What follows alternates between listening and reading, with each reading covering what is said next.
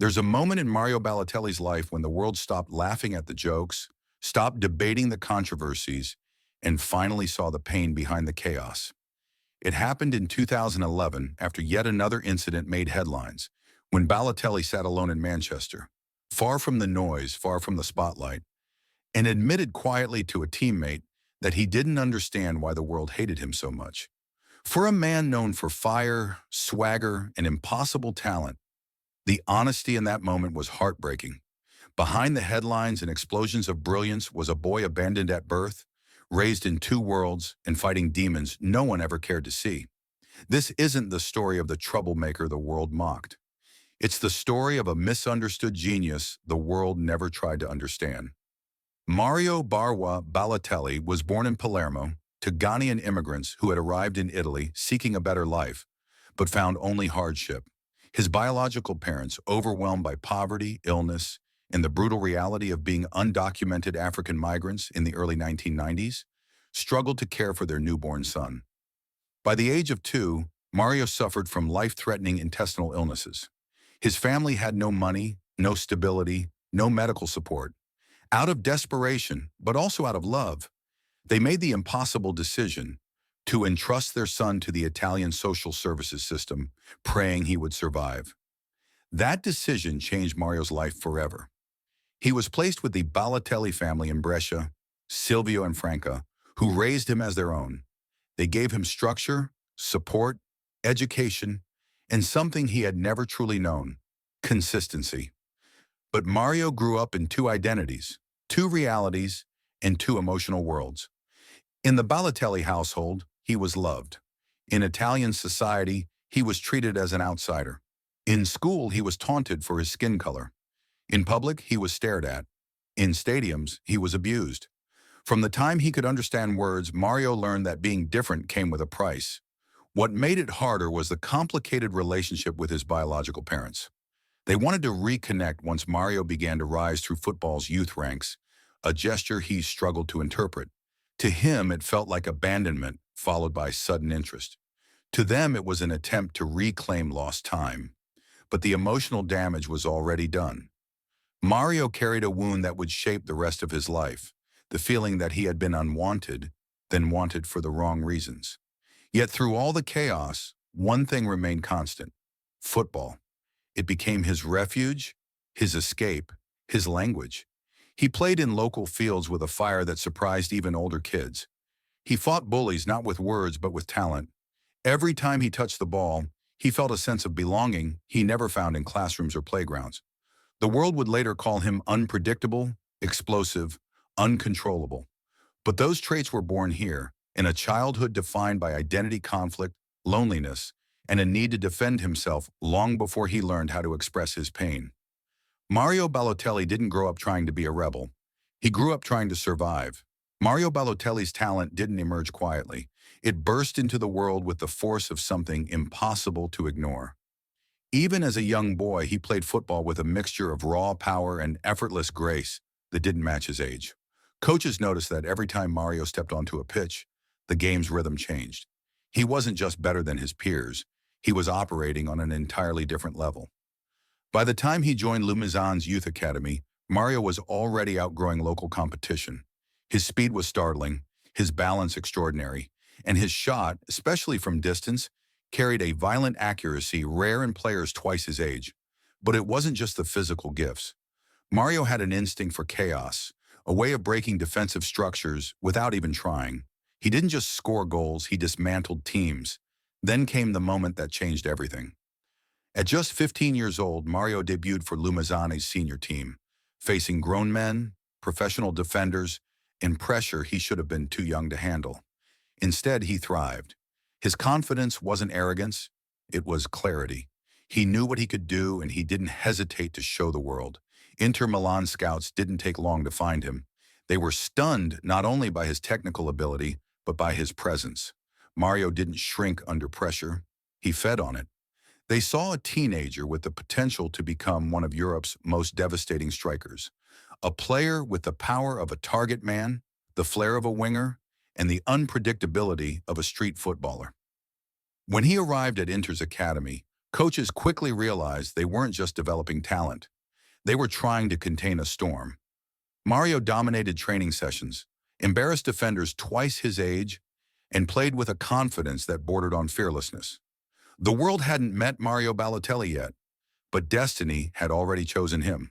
For all the raw brilliance Mario Balotelli displayed, his path into professional football was lined with wounds, emotional ones that shaped everything he would later become.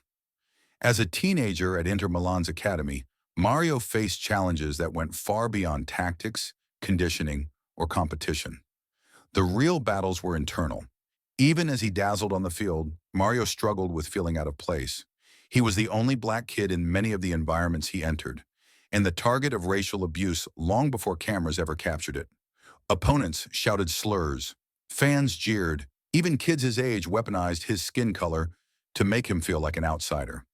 These weren't isolated incidents. They were constant reminders that the world he was entering didn't fully accept him. And while the Balotelli family loved him fiercely, the complicated relationship with his biological parents hovered over him like a shadow. The tension between two worlds, one that raised him and one that claimed him, left Mario carrying questions he didn't know how to voice. Was he wanted? Was he abandoned? Was he loved for who he was, or for who he was becoming? His first heartbreak came not from romance, but from betrayal. During his early rise, people around him began to change. Friends grew jealous, influences shifted. Some who once supported him became sources of conflict and manipulation. Mario's natural confidence, already misunderstood by many, was now being fueled and distorted by voices who didn't always have his best interests at heart. At Inter, his talent was undeniable, but his temperament became a talking point. Coaches demanded discipline. Mario responded with emotion. Every mistake fed a narrative. Every reaction added to the reputation forming around him. And every moment of frustration made him feel more alone in a world that wanted his talent, but didn't understand his pain. Yet despite the setbacks, Mario refused to back down. He kept training, kept pushing, kept believing, because deep down he knew what few others did. The fire inside him wasn't anger. It was survival. Mario Balotelli's breakthrough arrived like a thunderclap. Sudden, explosive, impossible to ignore. At just 17 years old, he made his first team debut for Inter Milan, one of the biggest clubs in Europe. Most players entering a squad filled with stars would feel intimidated. Mario didn't flinch. He walked onto the pitch with the fearlessness of someone who had already survived far more difficult battles in life. And from the moment he touched the ball, everything changed. He wasn't just good, he was electrifying. A combination of raw strength, silky skill, and breathtaking unpredictability. Mario scored goals with the swagger of a veteran and celebrated with the joy of a kid who had finally found a place where he felt in control. His true explosion came during the 2007-2008 Coppa Italia when he scored twice against Juventus, the mighty rival, the team whose fans had mocked him since childhood. That night, Mario didn't just introduce himself to Italy. He demanded the country acknowledge him. It was the performance that turned him from a promising teenager into the future of Italian football. Fans began to whisper, "This kid is special. This kid could be unstoppable. This kid might change everything." Under Jose Mourinho, Balotelli's reputation soared even higher. Despite their fiery relationship, Mourinho recognized Mario's supernatural gifts. Balotelli could bully defenders with his strength, glide past them with finesse, and finish with clinical precision. He became the youngest player ever to score in the Champions League knockout stage for Inter, another milestone that added fuel to his rising myth. But it wasn't just Italy watching. Across England, a young Manchester City was building a new era, and they wanted a star with personality, power, and presence. Mario became their statement signing in 2010. And in the Premier League, he didn't disappoint. He arrived in Manchester like a storm, unapologetically himself. He scored goals that looked effortless. He won the Golden Boy Award, becoming the first Italian since Pirlo to earn the honor. He became the face of a club transforming into a powerhouse. But the moment that truly immortalized him didn't come from a goal, it came from an assist. In the dying seconds of the 2011-12 Premier League season, Balotelli slid a pass to Sergio Aguero that produced one of the most iconic goals in football history. Aguero! Echoed around the world.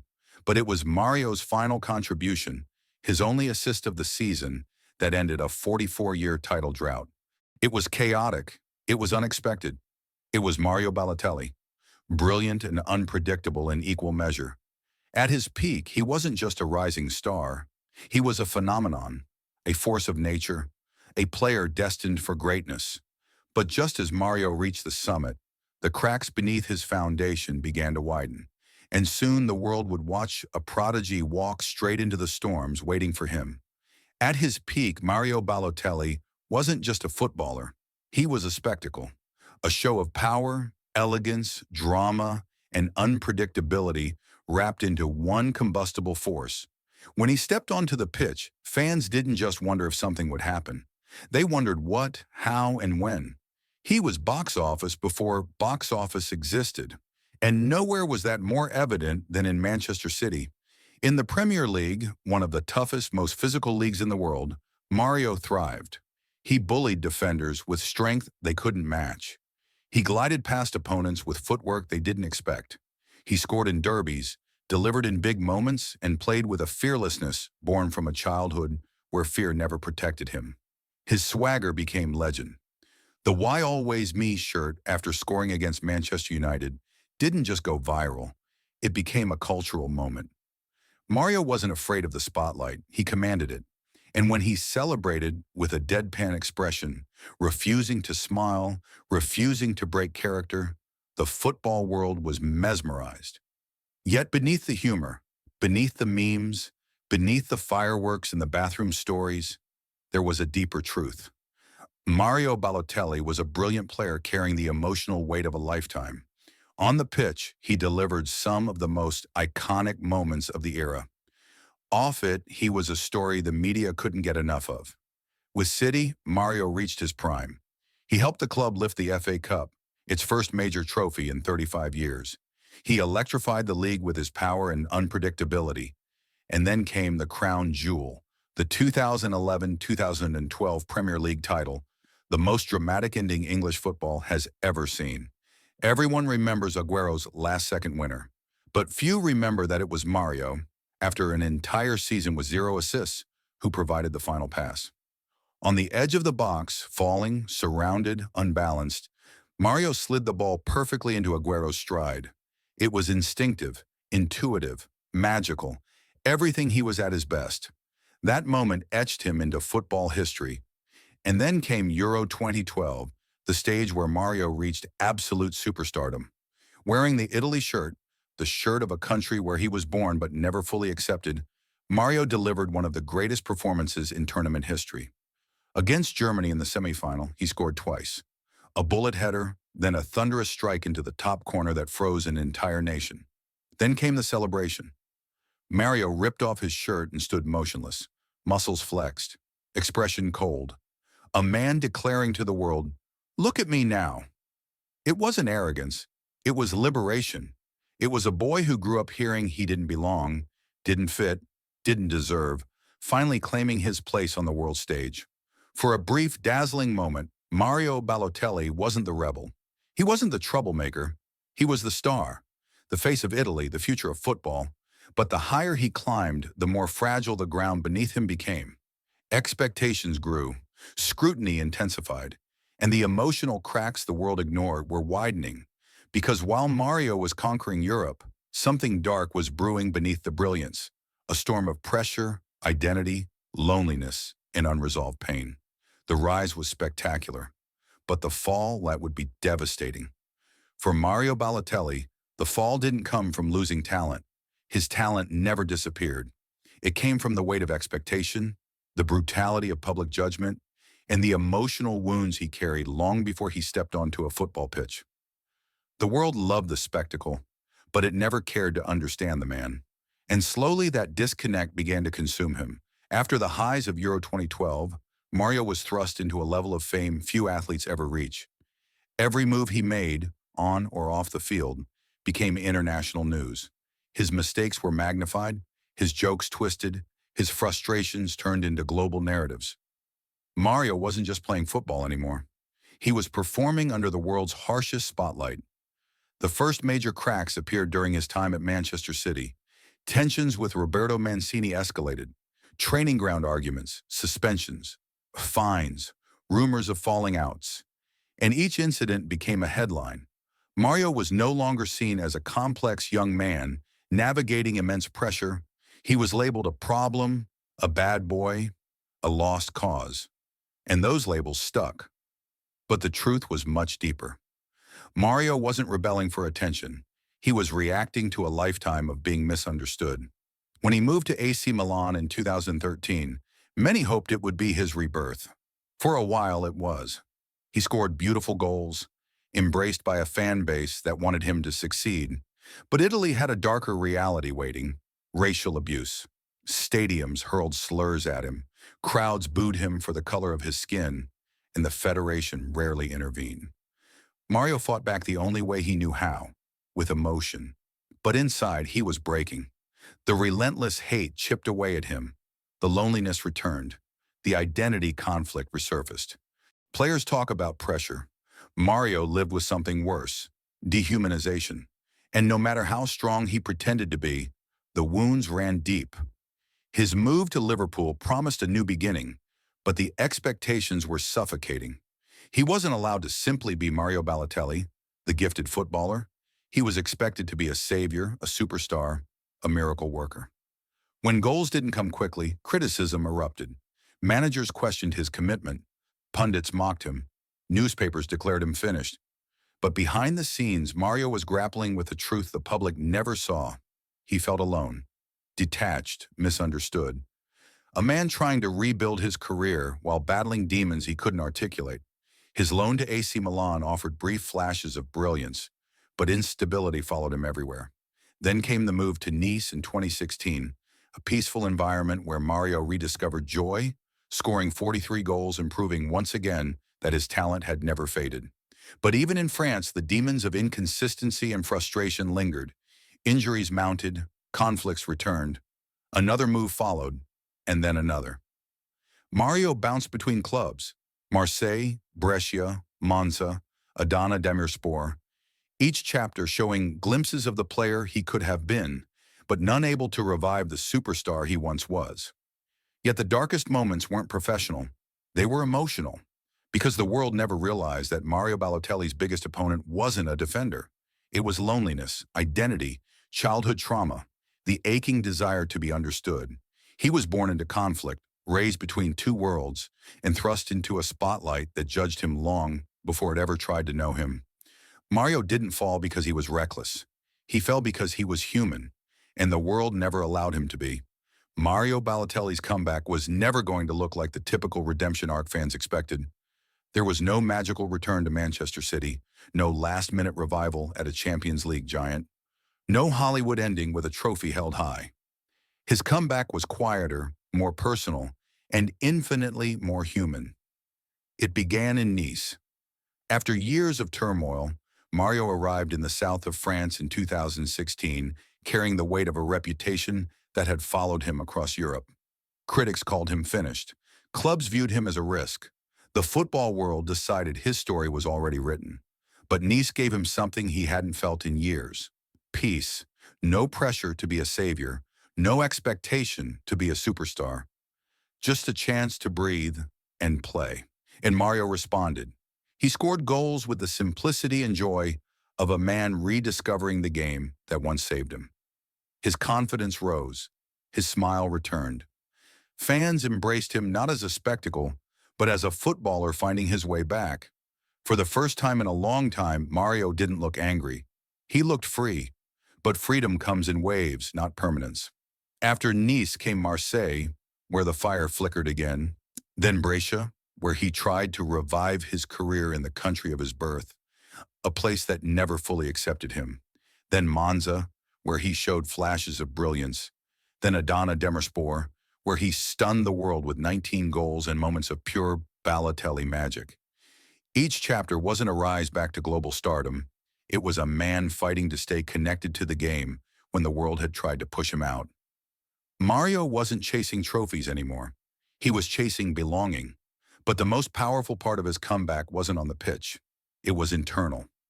Mario began reflecting publicly on his mistakes, owning his immaturity, acknowledging his temper, admitting that he didn't always listen when he should have. But he also addressed what the world never acknowledged: the racism, the trauma, the pressure, the loneliness. He spoke about the child he once was, the child fighting to be seen, fighting to be accepted. And in doing so, he found something he'd been missing his entire life: self-understanding. Today, Mario plays not for validation, but for love of the game. He no longer tries to convince the world of his greatness. He no longer fights battles that lead nowhere. He no longer carries the weight of becoming the next big thing. Instead, he seeks peace. Mario Balotelli's final chapter isn't defined by trophies or headlines. It's defined by a man learning, slowly and imperfectly, to forgive the world, and more importantly, to forgive himself. Today, Mario Balotelli stands as one of football's most complex and misunderstood figures, a man whose story is equal parts brilliance and heartbreak. He never fit the mold the world tried to force him into. He wasn't the next Messi. He wasn't the next Ronaldo. He wasn't even the next great Italian striker. He was simply Mario, raw, emotional, unpredictable, gifted, wounded, unforgettable. And in many ways, that's precisely why his legacy endures. To some, Balotelli will always be the headline maker, the chaotic talent who never fulfilled his potential. But to others, especially those who understand the weight of identity and adversity, he represents something far deeper.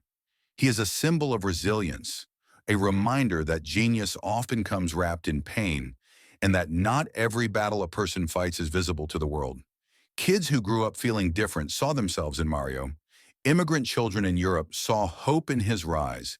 Victims of racism saw courage in his defiance, and dreamers everywhere saw beauty in his unpredictability. Because when Mario was at his best, he played the game like a storm: sudden, fierce, unstoppable.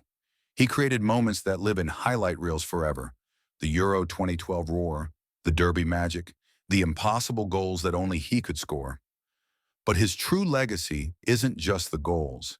It's the conversation he forced the world to have about acceptance, identity, expectations, and the emotional cost of living under a microscope. Mario Balotelli's story is not a tragedy. It's a testament to a boy who wasn't supposed to make it, a man who refused to break, and a legacy that reminds us of a truth the world often forgets. Not every legend is defined by perfection.